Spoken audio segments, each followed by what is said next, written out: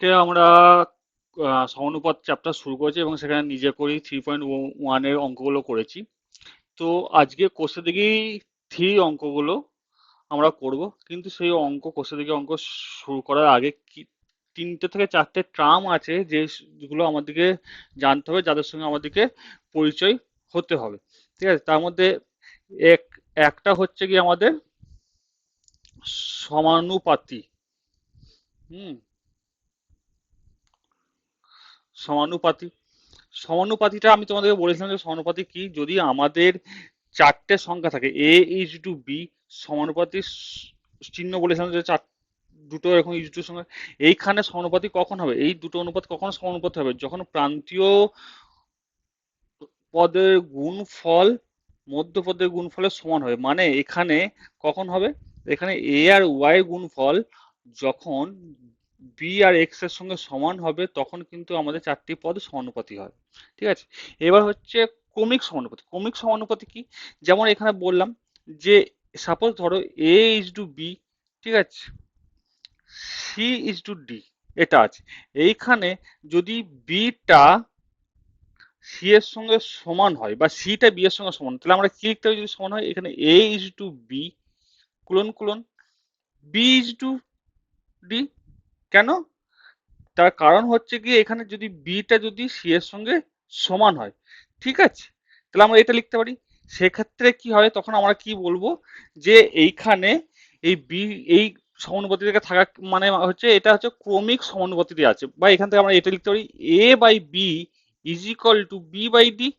বা এখান থেকে আমরা এটা লিখতে পারি B square is equal to, যদি কোনাকুনি গুণ করি এইটা আর এইটা যদি কোনাকুনি গুণ করি, তাহলে আমরা আমরা কি করতে পারি যে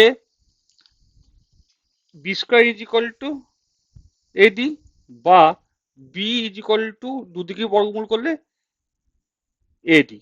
ঠিক আছে, তাহলে এখান থেকে ক্রমিক সমানুপাতি বার করার নিয়মটা কি, যে ক্রমিক সমানুপাতি যেটা হবে সেটা কি হবে রুট ওভার প্রান্তীয় পদদ্বয়ের গুণফল। ঠিক আছে, এটাকে বলে ক্রমিক সমানুপাতি। আচ্ছা, এরপরে হচ্ছে গিয়ে তোমার এইভাবে যেটাকে থাকে, এইভাবে যেভাবে অনুপাতকে থাকে এটাকে বলা হয় ক্রমিক সমানুপাতি। আর বিটাকে বলে মধ্য সমানুপাতি পদ। বিটাকে কি বলে, মধ্য সমানুপাতি পদ। ঠিক আছে, বিটা হচ্ছে মধ্য সমানুপাতি পদ। আশা করছি তোমরা বুঝতে পেরেছো। আচ্ছা, এরপরে যদি নেক্সট হচ্ছে সরল সম্পর্ক আর ব্যস্ত সম্পর্ক, এইটার মধ্যে যাই। সরল সম্পর্ক আর ব্যস্ত সম্পর্ক কি, সরল সম্পর্ক আর ব্যস্ত সম্পর্ক হচ্ছে সাপোজ মনে করো যে তোমার কাছে দুটো পেন আছে, দুটো পেনের দাম হচ্ছে 10 টাকা, তাহলে পাঁচটা পেনের দাম কত। সাপোজ এখানে ধরো যে এখানে আছে তোমার পেন, আর এখানে সাপোজ লেখা হচ্ছে দাম, দুটো পেনের দাম হচ্ছে 10 টাকা, তাহলে পাঁচটা পেনের দাম কত হবে। পাঁচটা পেনের দাম কি, পেনের সংখ্যা যদি বাড়ে তাহলে দামের সংখ্যা কি বাড়বে, পেনের সংখ্যা যদি বাড়ছে তাহলে দামের সংখ্যা কি হবে, বাড়বে। তাহলে দুটোই যখন বাড়বে সেটা হচ্ছে সরল সম্পর্ক বা সরল সমানুপাতি। সরল সমানুপাতি। আবার আমরা দেখব যে একটা বাড়লে একটা কমবে, সেটা একটা তোমাদেরকে এক্সাম্পল দিচ্ছি। সাপোজ মনে করো যে কোন একটা যে কোনো একটা কাজ, ঠিক আছে, বা তোমরা আরো সহজভাবে ভাবো, কাজ না ভাবে ভাবো যে উম, তোমার কাছে সাপোজ মনে করো চারটে রুটি আছে, আর তোমরা চারটে রুটি মনে করো যে দুজন খেতে পারে চারটে রুটি, তাহলে কি হচ্ছে, দুজন খেতে পারে কটা রুটি, চারটে রুটি। ঠিক আছে, যদি দুজনের জায়গায় যদি এটাকে চারজন খায়, তাহলে কি হবে, কম খাবে না বেশি খাবে, দুজন চারটে রুটি খেলে কটা করে ভাগ পাবে, দুটো করে ভাগ পাবে। কিন্তু চারজন যদি চারটে রুটি খায় তাহলে কটা করে ভাগ পাবে, একটা করে ভাগ পাবে। তাহলে যদি এখানে বলে যে চারজন কটা করে ভাগ পাবে বা কটা রুটি ভাগ পাবে, যদি এখানে বলা হয় তাহলে কি হবে, আমাদের কি হচ্ছে, লোক সংখ্যা বাড়ছে, রুটির সংখ্যা, আমাদের এখানে কি হচ্ছে, লোক সংখ্যা বাড়ছে। লোক সংখ্যা বাড়লে কি হবে, রুটির সংখ্যা কমছে। এইখানে এইটাকে বলা হয় ব্যস্ত সম্পর্ক। এটাকে বলা হয় ব্যস্ত সম্পর্ক বা ব্যস্ত সমানুপাতি। এবার ব্যস্ত সমানুপাতি থাকলে আমরা অঙ্কগুলো কিভাবে করব, অঙ্কগুলো কিছুই না, জাস্ট এখানে যেটা আছে সেখানে আমরা এখানে এক্স ধরে নেবো। ব্যস্ত সম্পর্ক করলে আমি তোমাদের অনুপাতে প্রথমে শিখলাম যে ব্যস্ত মানে কি, ব্যস্ত অনুপাত মানে কি, জাস্ট সেটাকে উল্টে লিখবো। মানে এখানে তখন কি হবে, 2:4 সমানুপাতের চিহ্ন দিয়ে, এটা 4:x না করে x:4 করবো, কারণ এটা ব্যস্ত সম্পর্ক কি, এটা এটা যদি সরল অনুপাত হয়, এর ব্যস্ত অনুপাত কি x:4, কারণ এটা আমার ব্যস্ত সম্পর্ক আছে। তোমাদেরকে অনুপাতের চ্যাপ্টারে পড়েছিলাম যে ব্যস্ত অনুপাত কিভাবে বার করতে হয়, এইভাবে বার করতে পারি। এখান থেকে আমরা কি করতে পারি, 2/4 সমান সমান x/4। তাহলে এখান থেকে 4x কোনাকুনি গুণ করলে 4×2 = 8, কোনাকুনি গুণ, তাহলে এখানে x=2। ঠিক আছে, এইটা হচ্ছে গিয়ে ব্যস্ত অনুপাত। এইভাবে কিন্তু আমরা অঙ্কগুলো করতে পারবো। চলো তাহলে শুরু করা যাক। কষে দেখি অঙ্ক, কষে দেখি 3-এর অঙ্কগুলো। আশা করছি বুঝতে পারবে। তো প্রথম একের দাগের যে অঙ্কগুলো আছে সেগুলো দেখা যাক কি বলেছে। কি বলেছে, 4টি সংখ্যা দিয়েছে, 4টি সংখ্যাগুলি সমানুপাতি না সমানুপাতি নয় সেটা বিচার করতে। সমানুপাতি বা সমানুপাতি নয়ের জন্য প্রথমে তুমি বলছিলাম যে প্রান্তীয় পদের গুণফল। তাহলে প্রথম দুটো ওরা এক্সাম্পল বা উদাহরণ দিয়ে দিয়েছে, সেটাকে আমরা দেখি যে ওরা কিভাবে করেছে। যেটা আমি বললাম সেটাই ওরা করেছে কিনা। 8, 10, 16, 20। ঠিক আছে, এইখানে যদি 8 আর 20 গুণ করা হয় তাহলে কত হবে, 8 আর 20 গুণ করলে 160। আর যদি 10 আর 16 গুণ করা হয় তাহলে কত হবে, 160। তাহলে মধ্য পদদ্বয়ের গুণফল প্রান্তীয় পদের গুণফলের সঙ্গে সমান হচ্ছে, তাই এরা কি হচ্ছে, সমানুপাতি। তাই এরা সমানুপাতি। আচ্ছা, পরের অঙ্কটা কি, 25, 30, 12, 15। এইখানে দেখো প্রান্তীয় পদের গুণফল কি হবে তোমার, 25 আর 15 কত হবে, 25, 15। আর 30 আর 12, 3 বার 36, 360। আর এটা গুণ করলে কত হচ্ছে, 5, 15, 75, 5 হাতে হলো 7, 15, 30 আর 7-এ 37। তাহলে এইটার এইটা সমান হচ্ছে কি, এটা সমান সমান হচ্ছে না, তাই এরা সমানুপাতে নয় বা সমানুপাতি নয়। আশা করছি বুঝতে পেরেছো। সমানুপাতি নয়, সমানুপাতি হওয়ার সূত্র কি বা নিয়ম কি, প্রান্তীয় পদদ্বয়ের গুণফল সবসময় মধ্য পদদ্বয়ের গুণফলের সঙ্গে সমান হবে, এটা কিন্তু সবসময় তোমাদেরকে মনে রাখতে হবে। আচ্ছা, পরে একটা অঙ্ক দেখে দিই, পরের 3 নম্বর অঙ্কটা দেখে দিই। এই দুটোতে এক্সাম্পল দিয়ে আছে, 5, 7, 25 আর 35। তাহলে এখানে প্রান্তীয় পদের গুণফল বা প্রথম পদ আর চতুর্থ পদের গুণফল কত হবে, 5 × 35 সমান 5, 5, 25, 5 হাতে হলো 2, 5, 15 আর 2, 17। আর এটা 7 আর 25, 5, 7, 35, 5 হাতে হলো 3, 7, 14 আর 3, 17। এই দুটো সমান হচ্ছে, তাহলে এরা কি, এরা হচ্ছে সমানুপাতি। এরা সমানুপাতি, লিখে দেওয়া যায় সমানুপাতি।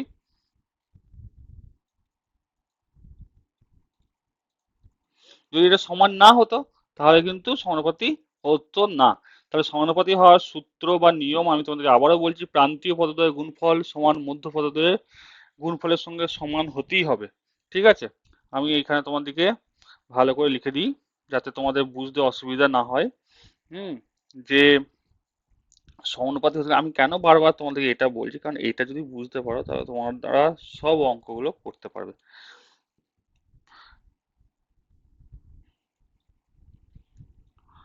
কালকেও বলেছিলাম, আজকেও বলছি, প্রান্তীয়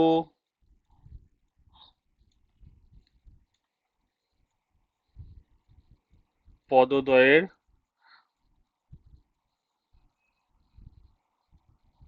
গুণফল সমান কি হবে, মধ্য পদদ্বয়ের গুণফলের সঙ্গে সমান হতে হবে। এটা হচ্ছে গিয়ে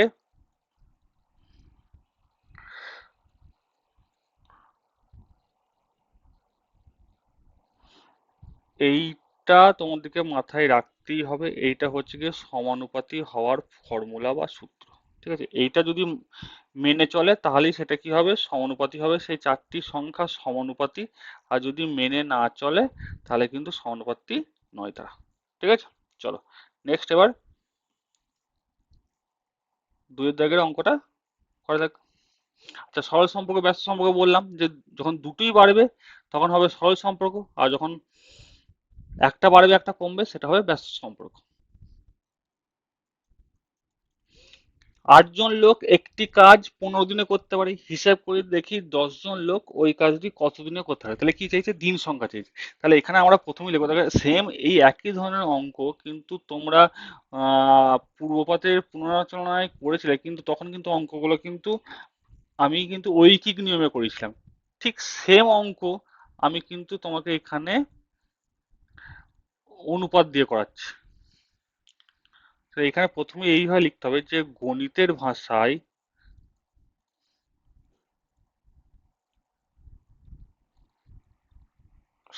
সমস্যাটি হলো, কি চাইছে? দিন সংখ্যা চাইছে, তা দিন সংখ্যা ডান দিকে রাখতে হবে, যেটা চাইবে সেটা ডান দিকে রাখতে হবে। আর এখানে হচ্ছে লোক, লোক আর লোকের মধ্যে ব্র্যাকেটে কি দেবে? তার এককটা, মানে লোকের এখানে এখানে কি জোন, জোন হিসেবে দিয়েছে। আর এখানে কি? সময়, সময়টা তো চাইছে, ব্র্যাকেটে কি? দিন, কতদিন। কি বলেছে? 8 জন লোক একটি কাজ 15 দিনে করতে পারে, লিখলাম। 10 জন লোক ওই কাজটি কত দিনে করতে পারে, এখানে লিখে দিই ব্র্যাকেটে এক্স দিনে করতে পারি, বা এখানে ধরি, এখানে জিজ্ঞাসা চিহ্ন দিতে পারো, এভাবে করতে পারো। এবার ভালো করে দেখো, 8 জন লোক কি হচ্ছে? লোক সংখ্যা কি হচ্ছে? বাড়ছে। লোক সংখ্যা বাড়ছে তো, বাড়ছে বলে আমি এরকম ওপর দিকে সাইন দিলাম, আপ অ্যারো দিলাম। যদি একটা কাজ যদি 8 জন লোক 15 দিনে করে, যদি লোক সংখ্যা বেশি হয়, তাহলে সেই দিন কাজটা করতে কি কম দিন সময় লাগবে, হ্যাঁ কি না? তাহলে এদের মধ্যে সম্পর্কটা কি? ব্যস্ত সম্পর্ক। তাহলে এখানে লিখি যে অতএব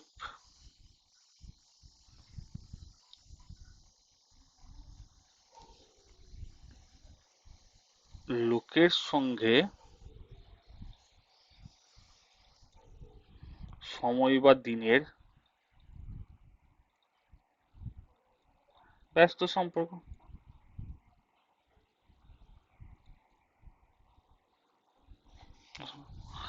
অতএব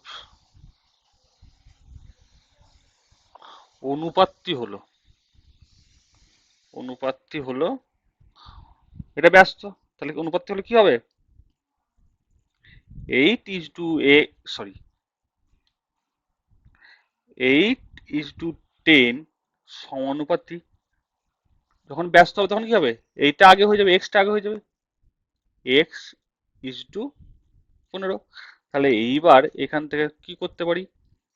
8/10 সমানুপাতি, মানে তোমাকে বলছিলাম যখন আমরা সমান লিখতে পারি x/15। তাহলে কোনাকুনি গুণ হয়, 10-এর সঙ্গে সমানের কোনাকুনি গুণ কি হবে?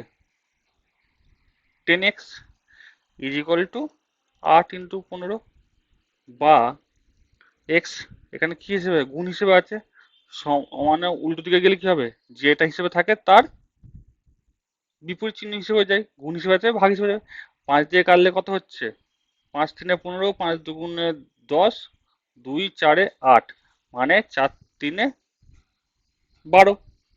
আমরা এক্স কি ধরেছিলাম? সময় চাইছিলাম, তাই তো? তাহলে এখানে এবার লিখে নাও যে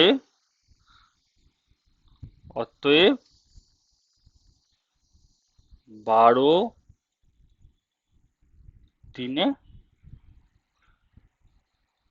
কাজটি করতে পারবে। এটাই আমাদের অ্যান্সার। আশা করছি বুঝতে পেরেছো। ঠিক আছে, চলো নেক্সট। আচ্ছা, আর হ্যাঁ, যদি তোমরা এই চ্যানেলে নতুন হও তাহলে অবশ্যই কিন্তু চ্যানেলটাকে সাবস্ক্রাইব করে নেবে, যাতে করে অঙ্ক তোমরা খুব সহজভাবে বুঝতে পারো। ঠিক আছে, এবং কমেন্ট করে জানাবে কোনো জায়গায় কোনো অসুবিধা হলে, এবং বন্ধুদের শেয়ার করবে। চলো 3 নম্বর অঙ্কটা দেখি কি বলেছে। কিছু পরিমাণ খাদ্যে 12 জন লোকের 20 দিন চলবে, হিসেব করে লিখি ওই খাদ্যে 40 জন লোকের কতদিন চলবে। এখানেও সময় চাইছে। হুম। তো প্রথমে হচ্ছে আমাদের লোক সংখ্যা। আচ্ছা, তার আগে আমি তোমাকে কি বলেছিলাম যে লিখতে হবে এইভাবে, যে গণিতের ভাষায় সমস্যাটি হলো, গণিতের ভাষায়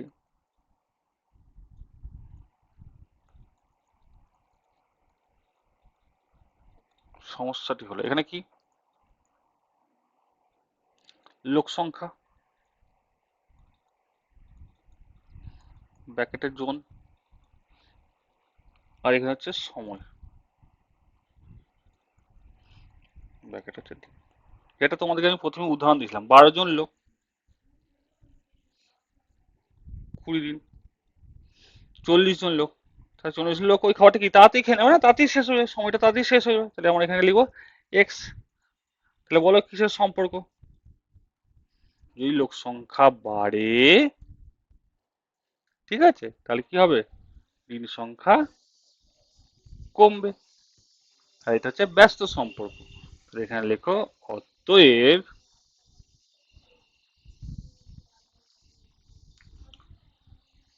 লোক সংখ্যা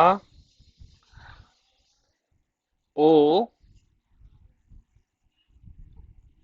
সময়ের মধ্যে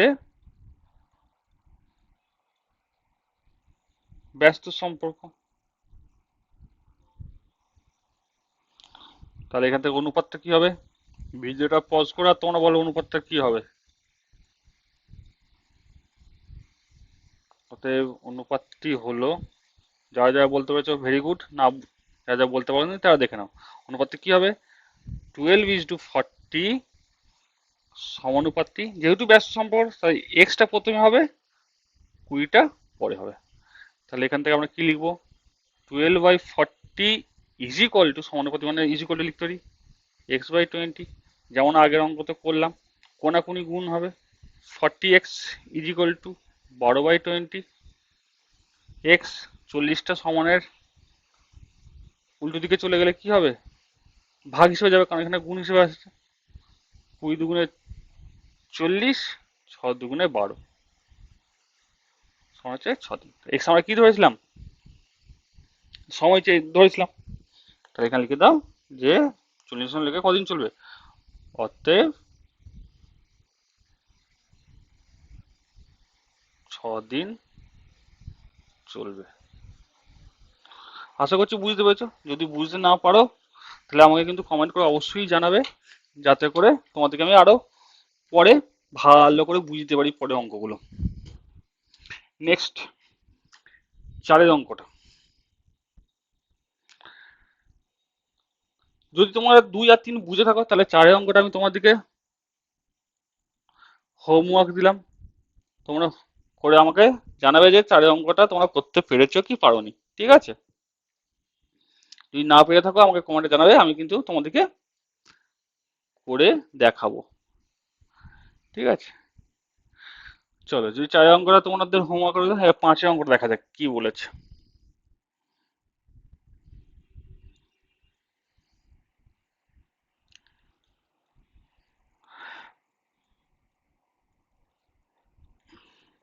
একটি বন্যাত্রাণ শিবিরে 4,000 জনের 190 দিনের খাবার মজুত আছে। 30 দিন পর 800 জন অন্যত্র চলে গেলেন। যারা রয়ে গেলেন অবশিষ্ট খাদ্যে তাদের কতদিন চলবে? আচ্ছা, তো এইখানে 5 অঙ্কটা তোমরা একটা সিঙ্গেল স্টার দিয়ে রাখো। ঠিক আছে?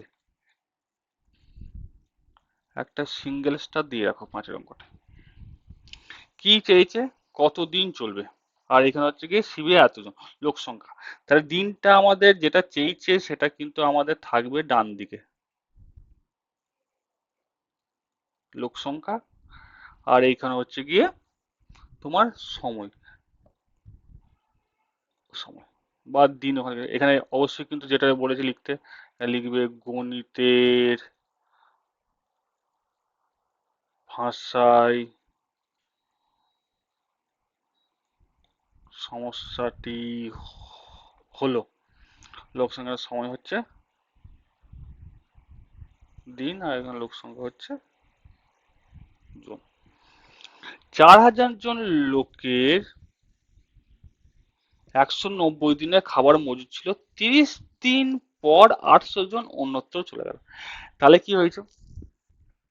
4,000 জন কতদিন খাবারটা খেয়েছে একসঙ্গে চলে যাওয়ার আগে? 30 দিন তারা খাবার খেয়ে তারপর গেছে। তাহলে 4,000 জন্য আর কতজন, কতদিনের খাবার বাকি রইলো? টোটাল খাবার ছিল 190 দিনের। যদি 4000 জন থাকে আর কন্টিনিউ যদি থাকে একসঙ্গে, তারা তারা 190 দিন কন্টিনিউ তারা একসাথে খেতে পারবে। কিন্তু কি হয়েছে, 30 দিন খাওয়ার পরে তারা দেখ 800 জন লোক চলে গেছে, তাই তো? তাহলে 190 থেকে 30 দিন খেয়ে নিয়েছে, তাহলে কতদিন পড়ে রইলো? 190 মাইনাস 30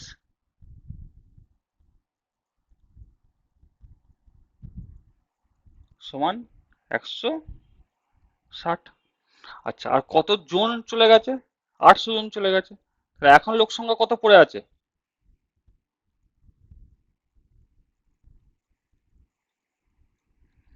32। 3200 পড়ে গেছে না, 800 চলে গেছে। এদের খাদ্যে কতদিন চলবে? ধরে নাও এক্স দিন চলবে, কারণ এক্সটা আমরা ধরে নিলাম। এবার বলো, আমাদের লোক সংখ্যা কি হচ্ছে? কমছে। যদি লোক সংখ্যা কমে, তাহলে দিন বেশি দিনে খাবার তারা খেতে পারবে না কম দিনে খাবার খেতে পারবে? অবভিয়াসলি তারা বেশি দিন খাবার খেতে পারবে, তাই না? ওই একটা পরিমাণ খাবার, যদি সাপোজ মনে করো তোমার কাছে উম 4টে রুটি আছে, তুমি একা খাচ্ছ, তা তুমি কি করবে? সেটা বেশি দিন বা বেশি সময় ধরে খেতে পারবে। কিন্তু সাপোজ মনে করো যদি তোমার সঙ্গে আরো 3টে বন্ধু, তোমার 4টে বন্ধু একসঙ্গে খাচ্ছ, তারা কি করবে? কম সময়ের মধ্যে খেয়ে নিতে পারবে। তাহলে যখন লোক সংখ্যা আমাদের কমছে, তখন আমাদের কি হবে? দিন সংখ্যা বাড়বে। তাহলে কি হবে? এখানে লিখতো যে অতএব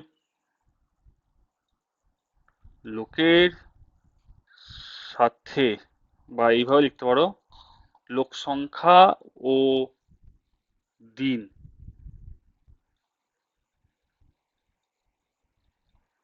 লোক সংখ্যা ও দিন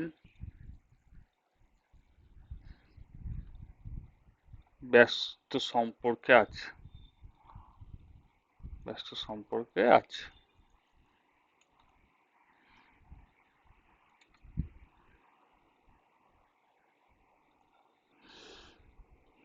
অতএব অনুপাতটি হলো, বলো কি হবে? একদম ঠিক, যা যা বলতে পেরেছে। 4000 ইজ টু 3200 সমানুপাতি, এক্সটা আগে হয়ে যাবে, ইজ টু 160। এক্সটা কেন আগে হয়ে যাবে? কারণ ব্যস্ত সম্পর্কে আছে বলে। তাহলে এখানে কি হবে? 4000/3200 সমান সমান x/160। 3200x is equal two 4000 × 160, কোনাকুনি গুণ। যদি এখান থেকে এক্স এর মান বার করতে চাও, তাহলে কি হবে? 3200টা ভাগ হয়ে যাবে সমানের উল্টো দিকে গেলে, এখানে 3200, তাহলে এর দুটো শূন্য কাটো, এর দুটো শূন্য কাটো, ঠিক আছে? 16 দিয়ে কাটলে 16×10 = 160, 16×2 = 32, 2×2 = 4, আর শূন্য থাকবে, তাই তো? তাহলে কত হচ্ছে? 20কে 10 দিয়ে গুণ করলে 200। তাহলে কি বলেছে, আর তাদের আর কতদিন চলবে? তাহলে লেখো অতএব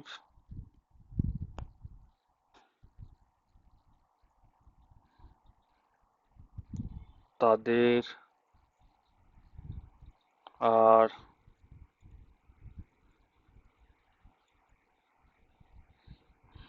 200 দিন। এটা আমাদের উত্তর হয়ে গেল। আশা করছি বুঝতে পেরেছো। নেক্সট দেখি আমাদের কি অঙ্ক বলেছে। নেক্সট হচ্ছে আমাদের 6-এর অঙ্কটা। 6-এর অঙ্ক আমাদের কি বলেছে দেখা যাক। 6-এর অঙ্কটাও সিঙ্গেল স্টার দিয়ে রাখো। বলছে 3টে ছাতা বা একটি চেয়ারের দাম 600 টাকা, মানে 3টে ছাতারও যা দাম, একটা চেয়ারেরও তাই দাম 600 টাকা। তাহলে দুটো ছাতা দুটো চেয়ারের দাম কত হিসেব করে দেখি।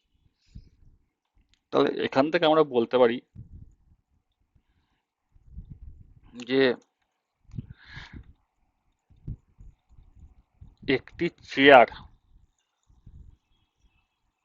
সমান দুটি, কটি, দুটো না তিনটে, তিনটি ছাতা, তাই তো? এখানে কি বলে দুটো চেয়ার, দুটো চেয়ারের সমান কত, তাহলে কত হবে, 3 দুগুণে 6, এতগুলি ছাতা, 6টি ছাতা। তাহলে দুটি ছাতা দুটি চেয়ারের দাম কত? তাহলে দুটি ছাতা ও দুটো চেয়ার, এটা আমাদেরকে বলেছে। একটা চেয়ারের দাম হচ্ছে, দুটো ছাতা দুটো চেয়ারের দাম কত এখানে দেখো। অতএব দুটি ছাতা দুটো চেয়ার, এখানে লেখো যে উম,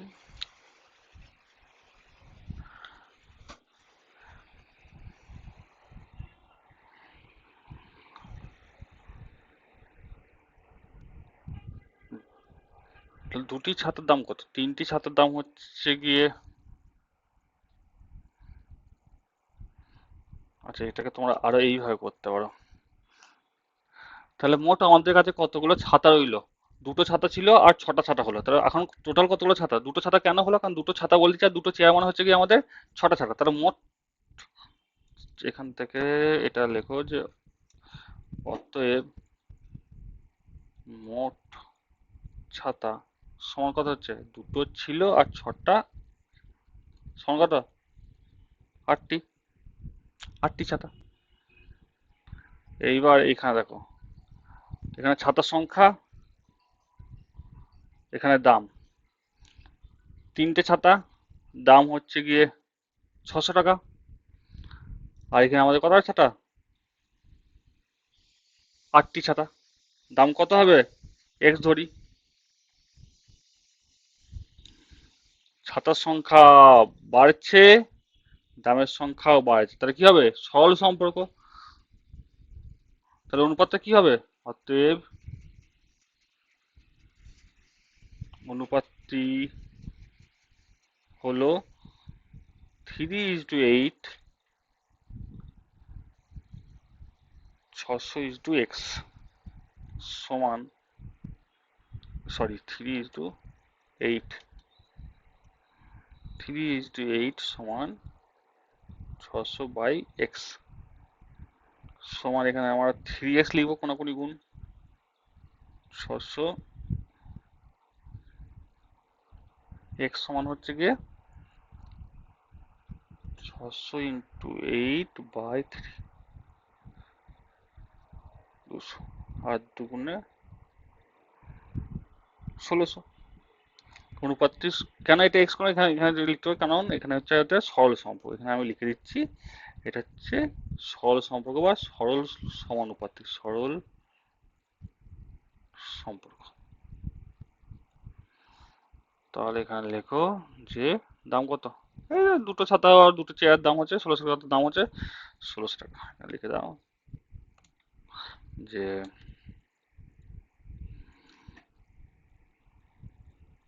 দাম সমান, পুরোটা তোমরা লিখবে পরীক্ষার সময়, আমার এখানে জায়গা নেই বলে আমি এইটুকু লিখছি।